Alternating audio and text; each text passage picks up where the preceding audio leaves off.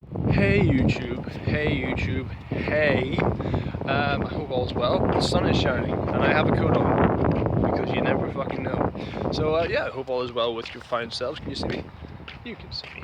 And yeah, I watched Straight Outta Compton last night and holy hell, it's terrific. Get the synopsis out of the way first. It chronicles the rise, fall and legacy of NWA. I will not explain what that means, what that stands for. You Google it, and then you come back to me.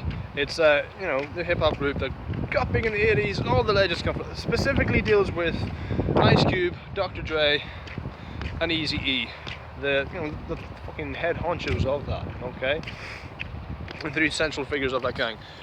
Basically, yeah. It focuses on those three guys, and you just see how their lives have been changed by success. It's very earnest. That's what caught me. You do get to see the story-wise. It's great. It's not like a shameless promotion that they just get in. They just sort of do. It's very warts and all. There's one thing they don't deal with regarding Dr. Dre that I heard about him doing in the 90s, and they don't show any of that, but that's fine. I guess they were like, we're still around, we still want people to like us, so okay. But by and large, it's a very warts and all biopic. It's not like a shameless promotion or something, not like Get Rich or Die Trying. You do get to see these guys fuck up and do stupid stuff, and you do get to see them. The music is great. You knew that going in, and it has been a joke. Everywhere since, where white guys come out of the cinema and be like, but honestly, you do come out of the cinema and just, I'm expressing to my full capabilities, and now I'm living in correctional facilities. You do come out of the cinema like that. The music is that good. It's that bounce that you will be nodding your head. It just, it's excellent. The actors are all great. The actors are spot on. They got Ice Cube's son to play Ice Cube, and with the exception of his mother's nose, he looks a lot like Ice Cube, especially as it goes on and loses the Cherry Girls. Like, fuck, man. Like I said, it deals with these three guys' careers and how they drift apart and how they get back together again.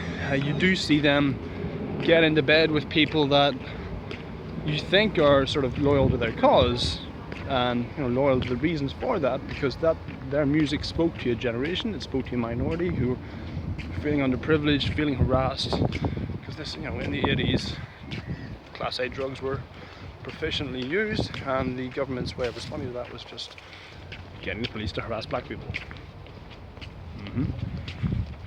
Ridiculous.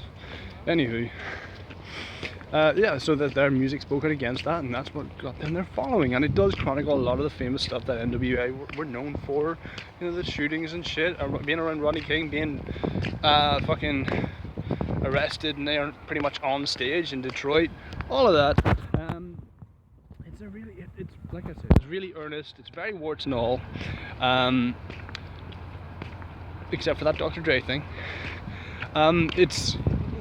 What will surprise you, and the actors are all great. The guy who plays Eazy-E, he's okay. Paul Giamatti's in this because Paul Giamatti's in everything. He just is. If you don't see him, he's about there somewhere. Trust me on this. And he's great. He's a great supporting character on that one. Guy who plays Dre, great. Guy who plays Ice Cube, great.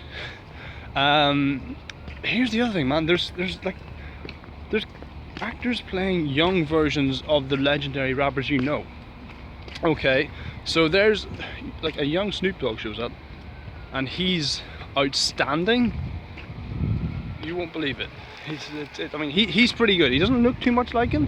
He looks enough like him, like young Snoop Dogg, but he sounds and his mannerisms are just great. Like, you get to see, like, Dre's in his house just like mixing with that little synth keyboard thing, and he just go. And then Snoop Dogg comes out, he's like, oh, what's that? And then he just starts busting into the fucking first lines of Snoop Doggy Dogg, man. Awesome. Moving on. you will think that they went back in time, rescued Tupac to film this scene, and then stuck him back in time. It's chilling. It's the best likeness I've ever seen. It's amazing. Wow. You'll see, dude.